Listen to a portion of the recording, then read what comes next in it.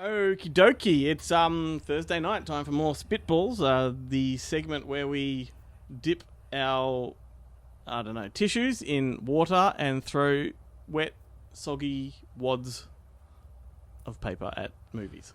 You may dip your tissue in water. I dip it in something else. Yep, care to elaborate? Oxygen. Excellent. It's just oxygen. I don't want to get I don't want to damage any of my tapes. He's in damage control over there. Yeah, I just dip it in water. Anyway, this is a bit of Air. It's a segment that's all over the place. It's unscripted. We don't plan anything. We just throw these spitballs at movies. So if you've never seen what we do, that's the gist of it. I'm going to go first. And it's actually landed on The Party. Ooh. The Peter Sellers film. A cancelled film if ever there was one.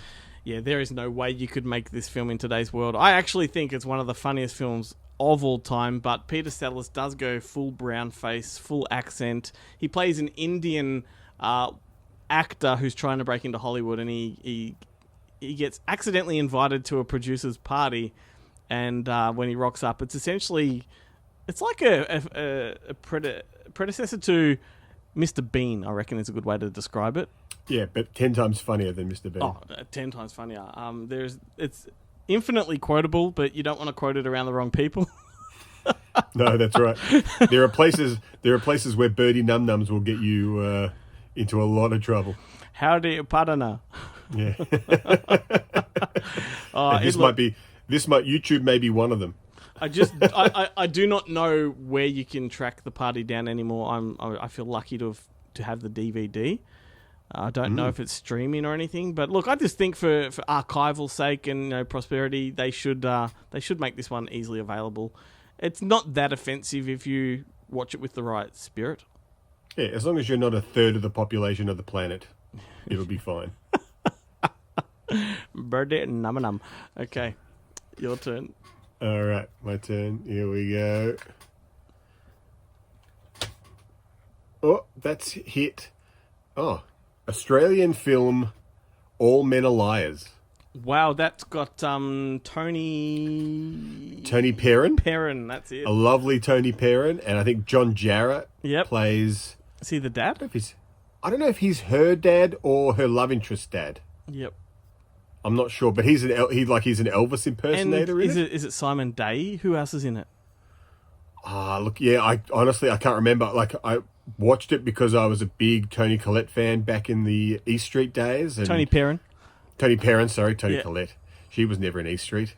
She wasn't East Street quality. She was A Street, mate. She was A Street, yeah. She's no Melissa Couts, that's for sure. And it was something like Simon Bissell? Was that the love interest? The guy who played the son? I don't know. Or the kid who kind of comes to town, but I think all I really remember is that she's in it. There's a lot of singing, and John Jarrett plays like an Elvis impersonator who performs on stage for like this. I think they're a traveling. So this film came out around the same time as Strictly Ballroom. Yeah, would you say?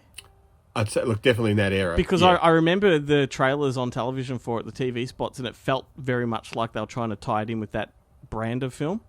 Yeah, definitely. I remember the All Men Are Liars song, and it's intrinsically linked to this film for me. Yeah. Wow, I haven't watched that in a long time, and you know me, I love my older Aussie films from that era. Lesser known Aussie gems. Yes, for sure. So I'm going to have to watch that again. I don't own it. I used to have it on VHS, but not anymore. Did I ever get a DVD? Yeah, I don't know. I'd be very interested. I may jump on the old bay after this video and have a look-see. Well, you never know. It might even be on like Amazon Prime or something. That would be amazing. All right. So, I'm going to have a go. Going over to my left. Oh, that landed on The Guyver. Oh. I've got The Guyver 1 and 2 sitting there, which was released in Australia as Mutronics, I think. Was it? Because the first one was Mutronics and the second one was Guyver? Yes. Is that right? But internationally it was Guyver and Guyver 2. Guyver 2. And were these... Because these were legit American films, or were they Japanese things that they cut American actors into to make a film. No, I believe these were legitimately American. Was the director Steve Wang? Is that his name? I think. And he came from, the show that was a predecessor to, what is it called? Power Rangers, the Japanese version of that. Yeah, okay. He came from that. I think he directed episodes of that. And then he came to America to direct the American Power Rangers. And then he made Guyver. And Guyver very much feels like Power Rangers. Yeah, it's that. I mean, they all of those kind of anime kind of based movies had that very kind of almost comedic, over the top. Yep. Like, I mean, this is going back to things like Ultraman and stuff, and they were all kind of in that same vein. Like once Godzilla played it straight, and then they kind of went, let's lighten this up a bit. Yes. Now, the problem with these Spitballs is that we haven't got any kind of time to prep on this, because I'd love to discuss these films at length, but I think Brian Usner produced them both, and they had planned to make a third one, to make it a trilogy, and maybe they did make it and it got a title change, but I know there's something about a third film out there in the ethos. Whether it got made or not is another thing, but I like it. I think number 2 is the better film because it's a bit darker. But anyway, I haven't seen either. I remember thinking they were a bit Teenage Mutant Ninja Turtles-y from the cover of but darker. Yeah. From the cover of Mutronics, which is the one that I didn't realize that Mutronics and Guyver were related when I used to see them in the video shop as a kid. Yeah.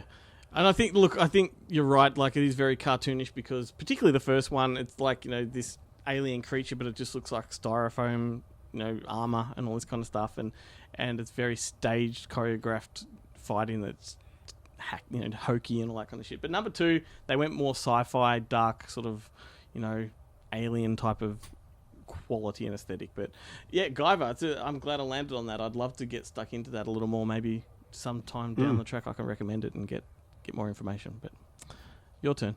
Definitely. Okay.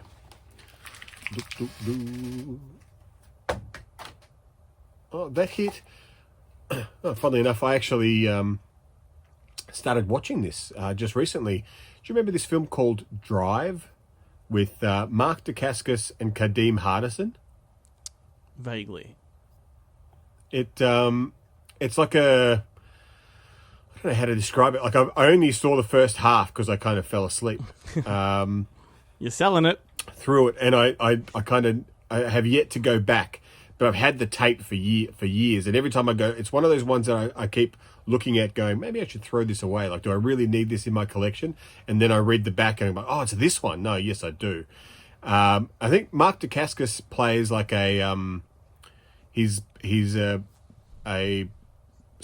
this Japanese corporation have experimented on. They've given him these kind of superhuman abilities. And then he basically escapes, and they send these kind of 2 hitmen type characters to hunt him down, and he kind of hijacks Kadeem Hardison's car, and they go on a kind of like a road trip escape while fighting the Yakuza and stuff. And like it is, considering the era that this movie came out in, the martial arts stuff in it is actually really phenomenal. Like, Mark Dacascos is like simply amazing in this film. It's the best kind of fight choreography type stuff that I've seen pre the Jackie Chan kind of stuff. Like, it's just really good, like really fast and really fluid, like really well done. Talk about an actor that never hit the heights that he really deserved. And considering, like, after Brotherhood of the Wolf, I thought Mark Dacascos would have made it huge. And yet that film, as phenomenal as it was, he still kind of was stuck in the kind of B. Well, I think the B to C. The problem for him would have been it was a great career decision at the time was to star in the Crow TV series. Yeah, and I think that kind of just cemented his position in sort of direct DTV kind of Yeah, right. But no, I love him. Yeah. I think like he was in John Wick 3, and he was just the best. Yeah, he's great. He was in. There's also that show on Netflix. Not Iron Chef America. No.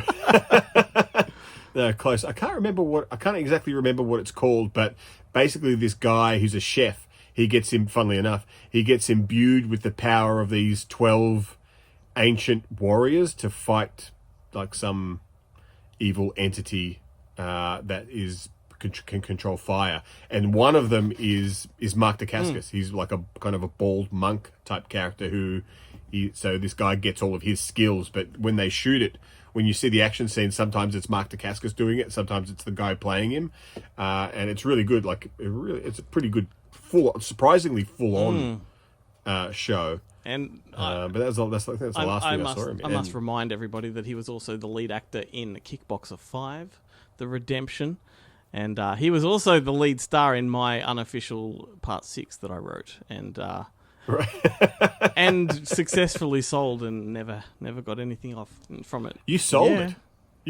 Wow. Who did you sell it to? To Canon?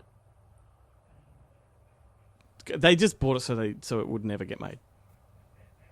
Right. Yeah. That's still pretty awesome. Yeah. I mean, did you have the right to write the script? Yeah, because it sort of had like sort of not an option. I don't know what the word is for it, but he sort of like first refusal. Yeah. And he was trying to get his TV series, The Kickboxer, off the ground with Sasha Mitchell returning.